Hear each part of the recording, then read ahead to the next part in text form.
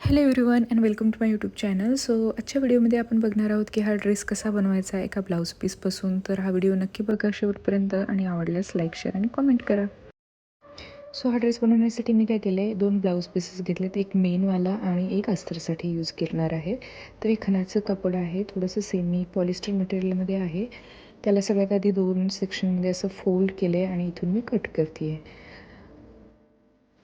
आता हा उरलेला जो कापड आहे तर तो मी यूज करते आहे फ्रॉकचा वरचा सेक्शन बनवण्यासाठी आणि याच्यातनं आपण फ्रॉकचा खालचा सेक्शन फ्रिल्स बनवणार आहोत.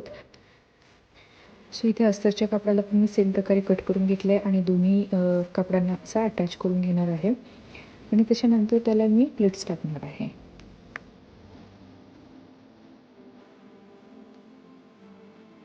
तर जसं तुम्हाला माहिती आहे की सुरुवातीला 2 कापड बनले होते, कारण त्याला मधून कट केलेलं होतं. तर त्या दोघांनाही एका साईडने अटॅच करून घेते आणि देन त्याच्यानंतर मी प्लेट्स टाकणार आहे. तर प्लेट्स टाकत असताना तुम्ही लक्षात ठेवा की तुम्हाला साईज आणि मेजरमेंट्स काय पाहिजेत ते. तर मेजरमेंटसाठी तुम्हाला एखादा जुना फ्रॉक असेल किंवा घरी एखादा फ्रॉक असेल तर तो यूज करून पण तुम्ही मेजरमेंट घेऊ शकता.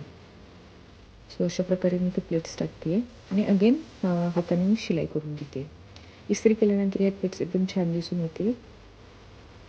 सो हा फ्रॉकचा खालचा सेक्शन रेडी झालेला आहे. आता फ्रॉकचा वरचा सेक्शन बनवण्यासाठी मी जे फॅब्रिक उरलं होतं ते यूज करते आणि इथं मेजरमेंट घेते. तर फ्रॉकच्या थोडंसं जे एक्सपेक्टेड आहे त्याच्यापेक्षा थोडं जास्त घेते आहे, म्हणजे मग शिलाईनंतर ते कमी पडणार नाही. आणि अगेन ह्या पण फॅब्रिकला मी मधून फोल्ड केलेलं आहे आणि दोघे साईडला मी पिन्स लावले आहेत, म्हणजे कटिंग करताना फॅब्रिक लूज नाही होणार आणि मेजरमेंट्स चुकणार नाहीत. आणि अशा प्रकारे दोन्ही साईडने मी कट केलेलं आहे. एक सेक्शन जो कर्व आहे तो गळ्यासाठी असेल आणि एक जो कर्व होता तो हातांसाठी असेल. आणि अगेन यालाही अस्तर लावते आणि त्यानंतर मी याला फ्लिप करून घेते आहे.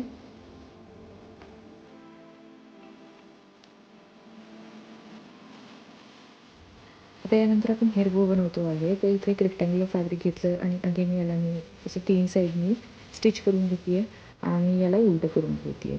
तर उलटं करण्यासाठी मी एका सेक्शनला पिन लावली होती आणि त्याच्याने असं उलटं करून घेते. त्यानंतर मी बोज बनवणार आहे आणि 2 बोज बनवायचे आहेत. एक हा हेअर बँडसाठी बो असेल आणि दुसरा म्हणजे फ्रॉकच्या वरती लावण्यासाठी असेल. सो अगेन बो लावण्यासाठी फॅब्रिक फोल्ड केलं होतं, तिन्ही बाजूने स्टिच केलं आणि त्याला फ्लिप करून घेतलं आणि हा जो सेक्शन होता तो त्याला अगेन स्टिच करून घेते आणि अशा प्रकारे बो बनलेले आहेत. असे 2 बनवते आहे.